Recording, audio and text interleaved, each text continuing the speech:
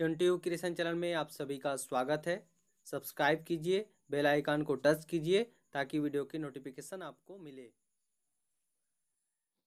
नमस्कार शिक्षक साथियों, आज के वीडियो में हम देखेंगे 506 इकाई 1 के पहला अध्याय में क्या है। तो देखिए, आपके ब्लॉक 1 में बच्चों की वृद्धि, विकास एवं विकास को समझना से संबंधित है। आपके पहला इकाई में 2 यूनिट है, तो 2 यूनिट में आज हम पहला यूनिट को पढ़ेंगे। तो चलिए शुरू करते हैं। देखिए, पहला इकाई में है बच्चों को समझना। ठीक है, बच्चों के बारे में आपको समझना है। जैसे कि अपन 501, 502, 3, 4, 5 में अपन देख चुके हैं कि अब किस प्रकार से शैक्षणिक सामग्री का इस्तेमाल करते हैं, विद्यालय का वातावरण कैसे होना चाहिए, बच्चे किस प्रकार से सीखते हैं। अब हम जो है 506 में अब बच्चों के बारे में सोचेंगे कि किस प्रकार से वो विकास करते हैं, किस प्रकार से वृद्धि करते हैं। वृद्धि एवं विकास में अंतर हम बताएंगे इस अध्याय में। वृद्धि एवं विकास के क्या क्या सिद्धांत है वो देखेंगे। अब वृद्धि एवं विकास के बीच में संबंध, तो आज हम जो है यहाँ पर 3 बिंदु पर मुख्य रूप से चर्चा करेंगे। तो अभी जो लग रहा है आपको वृद्धि और विकास एक जैसा, लेकिन अगर हम देखें बालकों के विकास में, तो विकास और वृद्धि दोनों अलग अलग चीज़ हैं, इसको हम समझते हैं। तो चलिए समझते हैं वृद्धि एवं विकास में अंतर। वृद्धि एवं विकास में अंतर देखिए, विकास यानी कि अगर हम इसे आसान शब्दों में कहूँ मैं, तो यहाँ पर देखिए वृद्धि जो है बालक के जो शारीरिक परिवर्तन होता है उसको हम वृद्धि कहते हैं।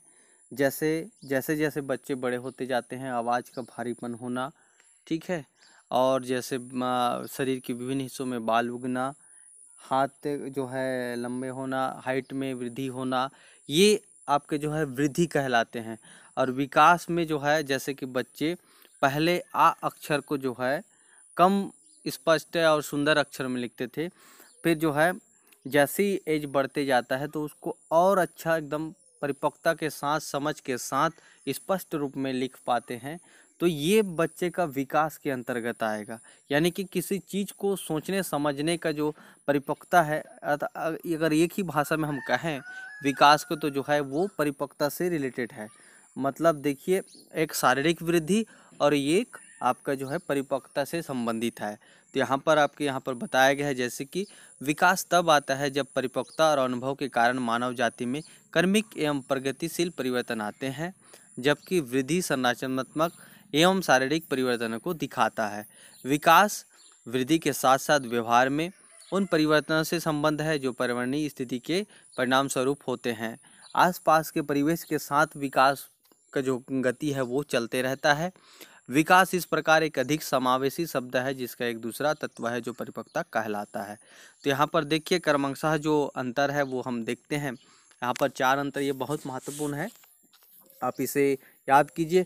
अगर आप इस जो है विकास और अंतर को समझेंगे तो इसका जो है पूरे जो आपका पहला यूनिट है वो कंप्लीट हो गया समझ चाहिए। तो यहाँ पर देखिए, आकार में बढ़ोतरी मुख्य रूप से जो है शारीरिक वृद्धि से संबंधित है। ऊंचाई, भार, लंबाई जिसमें मात्रात्मक परिवर्तन होता है वृद्धि कहलाते हैं। रूप और आकार में परिवर्तन जो कार्य या चरित्र गुणात्मक परिवर्तन लाते हैं विकास कहलाते हैं। तो जैसे कि इसमें मैं बताया कि जो शब्दों को पहले वो जो है उतना स्पष्ट रूप से नहीं लिख पाते हैं, ठीक है, बाद में जैसे जैसे एज बढ़ते जाता है तो उनमें समझ विकसित होता है, तो उनमें जो है गुणात्मक रूप से विकासशील होता है, बेहतर ढंग से उसको लिख पाते हैं, ये आपके विकास के अंतर्गत आएंगे। फिर यहाँ पर देखिए वृद्धि शारीरिक परिवर्तन को दिखाता है, फिर विकास शारीरिक परिवर्तन को जोड़ते हुए संपूर्ण परिवर्तन को दिखाता है। यहाँ पर ध्यान देने योग्य बातें है कि आपका जो विकास है वो शारीरिक परिवर्तन को साथ में लेकर जो है परिपक्वता को दिखाता है, मतलब संपूर्ण परिवर्तन को दिखाता है विकास आपका, ठीक है। वृद्धि विकास का एक अंश है, विकास परिवर्तन को संपूर्णता से संबंधित करता है।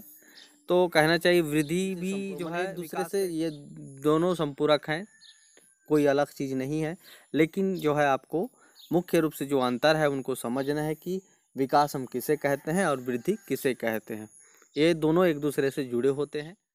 फिर वृद्धि परिपक्वता के साथ रुक जाती है। हाँ, मोस्ट इम्पॉर्टेंट बात जो है यहाँ पर देखिए, जैसे एक निश्चित एज जो है आपके एज पहुँचने के बाद आपका शारीरिक वृद्धि रुक सा जाता है, होता है परिवर्तन लेकिन बहुत कम में होता है। लेकिन आपका जो सीखने का वो परिपक्वता है वो जीवन भर चलते रहता है। आप जो है जब तक आप का मृत्यु नहीं हो जाते तब तक आप जो है कोई ना कोई चीज़ सीखते रहते हैं। तो ये आपका विकास है। इस पॉइंट से जो है आपका विकास और वृद्धि में ज़्यादा क्लियर हो जाता है कि हम विकास किसको कहेंगे और अंतर किसको कहेंगे। फिर आपका आता है शारीरिक परिवर्तन या वृद्धि अवलोकन योग्य और मापन योग्य भी होते हैं। कितना वजन का है क्या है वो उसको हम माप सकते हैं। गुणात्मक परिवर्तन या विकास पूर्णतः अवलोकन योग्य नहीं है, मापन योग्य नहीं।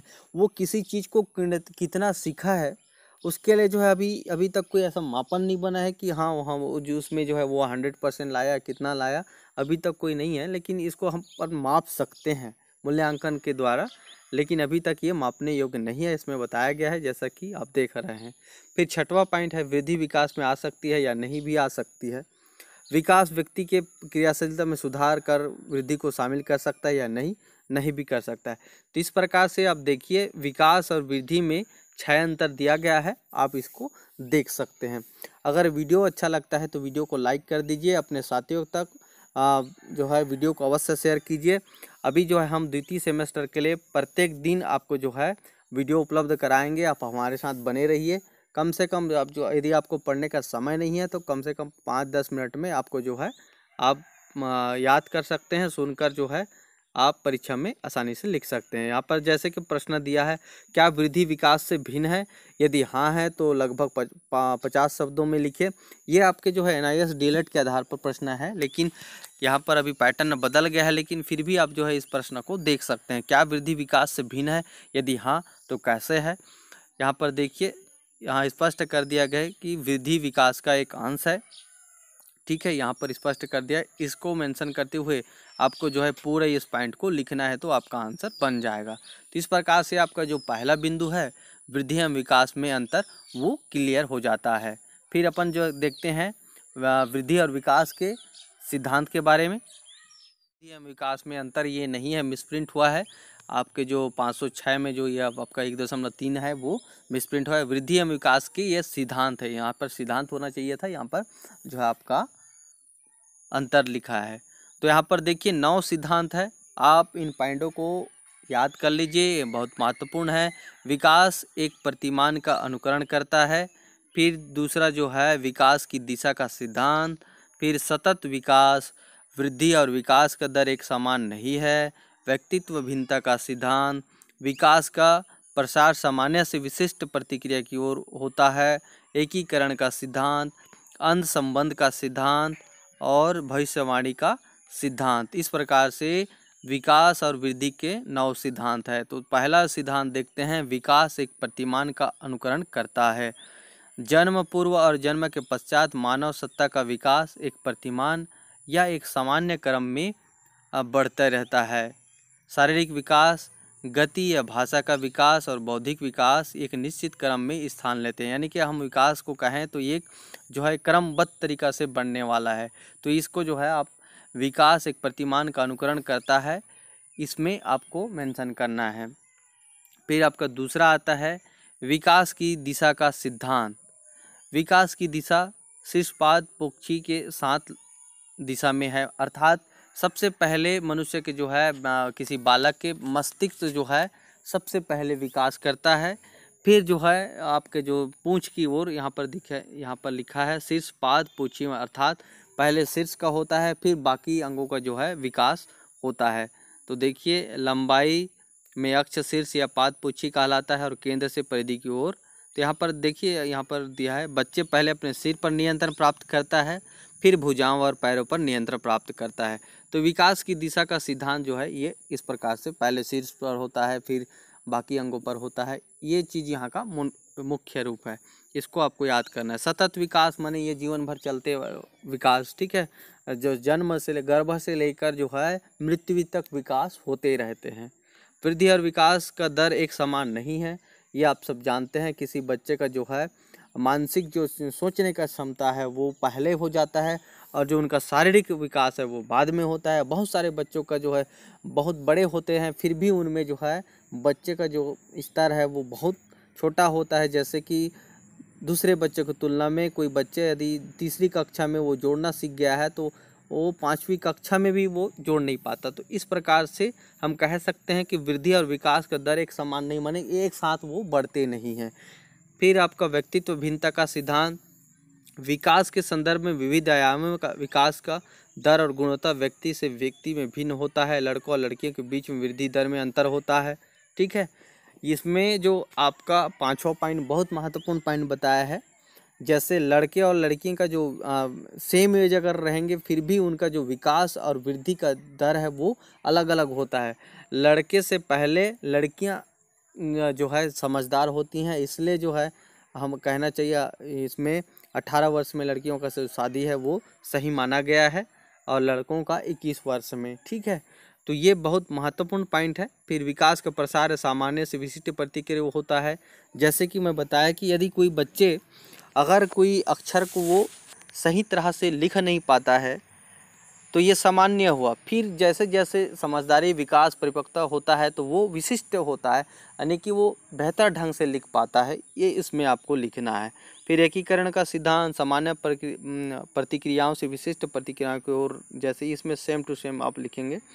अंतःसंबंध का सिद्धांत, अंतःसंबंधों के कारण बच्चे के विविध पहलुओं में विकास एक दूसरे पर आश्रित होते हैं। जैसे किसी एक अंग का विकास हो रहा है तो वो दूसरे पर भी इफेक्ट करता है।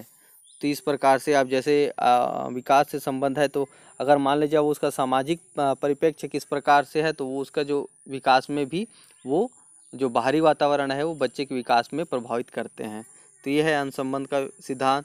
फिर आपका आता है भविष्यवाणी, प्रत्येक बच्चे की वृद्धि और विकास का दर भविष्य के क्षेत्र देता है। तो इस प्रकार से आपका 9 सिद्धांत है, इसे आप याद कर सकते हैं। या जैसे कि यहाँ प्रश्न है, सिद्धांत को लिखे जो वृद्धि और विकास का अनुकरण करते हैं।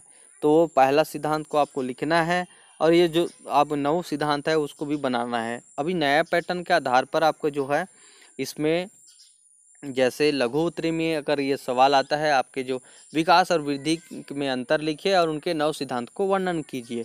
तो ये 9 सिद्धांत है, एक बार मैं फिर से बता दूं। 9वां सिद्धांत भविष्यवाणी, फिर आप अंत संबंध का सिद्धांत, ये जो पॉइंट है इसको हुबहू लिखेंगे, बाकी जो यहाँ पर है उसको आप समझ कर एक बार सुन लिए हैं तो वो वर्ड अपने शब्दों में लिख सकते हैं। फिर एकीकरण का सिद्धांत, विकास का प्रसार, सामान्य से विशिष्ट प्रतिक्रिया को सिद्धांत, व्यक्तित्व भिन्नता का सिद्धांत, वृद्धि और विकास का दर एक समान नहीं है, सतत विकास, विकास की दिशा का सिद्धांत, और जो है आपका विकास एक प्रतिमान का अनुकरण करता है, ये सिद्धांत है। तो इस प्रकार से आप सिद्धांत को बता सकते हैं। इसके लिए इतना ही, हम नेक्स्ट वीडियो में नेक्स्ट टॉपिक के साथ मिलेंगे। अगर वीडियो अच्छा लगे तो लाइक कीजिए। फिर आपको जो है प्रश्न उत्तर हम PDF में उपलब्ध कराएंगे। वीडियो को देखने के लिए बहुत बहुत धन्यवाद, शुक्रिया।